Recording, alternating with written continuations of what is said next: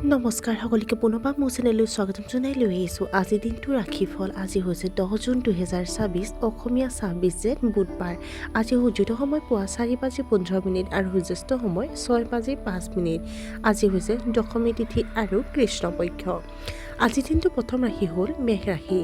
আৰ্থিক বিষয়ৰ বাবে সময় শুভ নহয়। সহকৰ্মীসকলৰ লগত আপোনাৰ মতানৈক্য হ'ব পাৰে। কাৰ্যালয়ৰ পৰিৱেশৰ ওপৰত তীক্ষ্ণ দৃষ্টি ৰাখিব। কৰ্মক্ষেত্ৰত নতুন প্ৰযুক্তি ব্যৱহাৰ কৰিবলৈ খৰখেদা নকৰিব। আৱেগৰ প্ৰভাৱত আৱেগিকভাৱে কাম কৰিলে অপ্ৰয়োজনীয় খৰচ হ'ব পাৰে।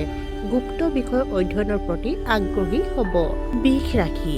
আপুনি আপোনাৰ পৰিয়ালৰ সৈতে মানসম্পন্ন সময় কটাব। উচ্চপদস্থ বিষয়াৰ জৰিয়তে আপুনি লাভৱান হ'ব। নতুন প্ৰকল্পৰ ওপৰত মানুহে আপোনাৰ মতামত বিচাৰিব পাৰে। আপোনালোকে জনপ্ৰশংসাও লাভ কৰিব। নিবনুৱাসকলে হয়তো কোনো বিশিষ্ট কোম্পানীৰ পৰা চাকৰিৰ প্ৰস্তাৱ পাব পাৰে। মিথুন ৰাশি। আপুনি আপোনাৰ কামৰ পদ্ধতি সলনি কৰিব লাগিব।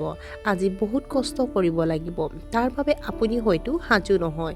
নতুন সম্পত্তি ক্ৰয়ৰ বাবে দিনটো অতি শুভ। আপোনাৰ স্থবিৰ হৈ পৰা কামটো হঠাতে নতুন ট্ৰেকত আহিব। আপোনাৰ ব্যৱসায়িক কাৰ্যকলাপৰ মানদণ্ড উন্নত হ'ব।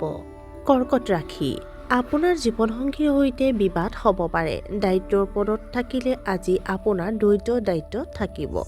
আৱেগক নিয়ন্ত্ৰণ কৰি ৰাখিব লাগে। ডায়েবেটিছ ৰোগীয়ে নিজৰ স্বাস্থ্যৰ প্ৰতি বিশেষ গুৰুত্ব দিয়াৰ প্ৰয়োজন। আপোনাৰ প্ৰেমৰ সম্পৰ্কই হয়তো পৰিয়ালৰ অনুমোদন লাভ কৰিব। সিংহ ৰাশি। আপুনি আপোনাৰ সন্তানৰ ভৱিষ্যতক লৈ চিন্তিত হৈ থাকিব। আপুনি হয়তো আকৌ পুৰণি জটিলতাত জড়িত হৈ পৰিব পাৰে। বিবাদৰ পৰা আঁতৰি থাকিব লাগে।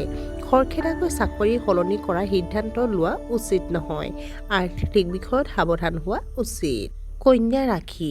আপুনি কোনো উদযাপনত অংশগ্ৰহণ কৰিব পাৰে। এটা কঠিন পৰিস্থিতি আপুনি বুদ্ধিমানৰ দৰে চম্ভালিব পাৰে। পেছাদাৰী ক্ষেত্ৰত আপুনি উল্লেখযোগ্য সফলতা লাভ কৰিব পাৰিলেহেঁতেন। নিজৰ কাম নিজে চম্ভালিব লাগে। আপোনাৰ পৰিয়ালৰ সদস্যৰ মাজত শান্তি আৰু সুখ থাকিব। তুলা ৰাশি। আপুনি কোনো ৰিয়েল ইষ্টেটত বিনিয়োগ কৰিব পাৰে। কৰ্মক্ষেত্ৰত আপোনাৰ প্ৰদৰ্শন প্ৰশংসনীয় হ'ব। আইনী বিষয়ত আপুনি সফলতা লাভ কৰিব পাৰিব। ৰাজনীতিৰ লগত জড়িতসকলে হয়তো কিছু হেঁচা প্ৰয়োগ কৰিব পাৰে। আপুনি কিছু শাৰীৰিক ক্লান্তি অনুভৱ কৰিব পাৰে। বৃশ্চিক ৰাশি। গুৰুত্বপূৰ্ণ নথিসমূহ সুৰক্ষিত কৰি ৰাখিব লাগে। কোনো গুৰুত্বপূৰ্ণ কামত অংশগ্ৰহণ কৰিব লাগিব। অপ্ৰয়োজনীয় ভ্ৰমণৰ পৰা আঁতৰি থাকিব লাগে। নতুন চাকৰি এটাত আপুনি প্ৰত্যাহ্বানৰ সন্মুখীন হ'ব পাৰে। সন্তানৰ স্বাস্থ্য আৰু সুৰক্ষাৰ প্ৰতি গুৰুত্ব দিয়ক। আপুনি আপোনাৰ কৰ্মক্ষেত্ৰত নতুন পদ্ধতি চেষ্টা কৰিব পাৰে। ধনু ৰাশি। চৰকাৰী কামত গাফিলতি কৰা উচিত নহয়। আপোনাৰ কামত মনোনিৱেশ কৰিবলৈ অসুবিধা পাব। খৰচ কমাব লাগিব। ব্যৱসায়ত নতুন ধাৰণেৰে পৰীক্ষা নিৰীক্ষা কৰাটো এৰাই চলিব লাগে। আপোনাৰ বৈবাহিক সম্পৰ্কত কিছু অশান্তিৰ সৃষ্টি হ'ব পাৰে।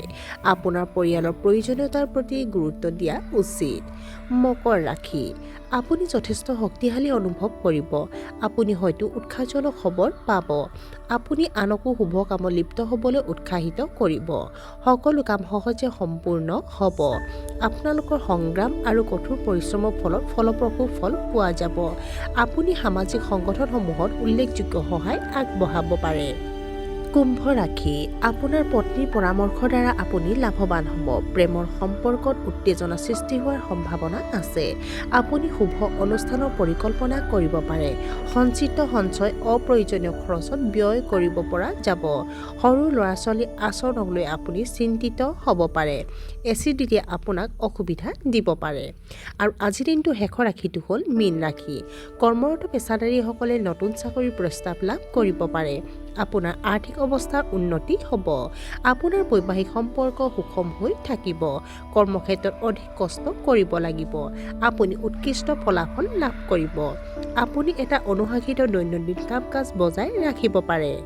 আৰু আজিৰ দিনটো ৰাশিফল ইমানতে অন্ত পৰিছে। আশা কৰা আপোনালোক প্ৰত্যেকৰে আজিৰ দিনটো সুন্দৰ হওক। ধন্যবাদ।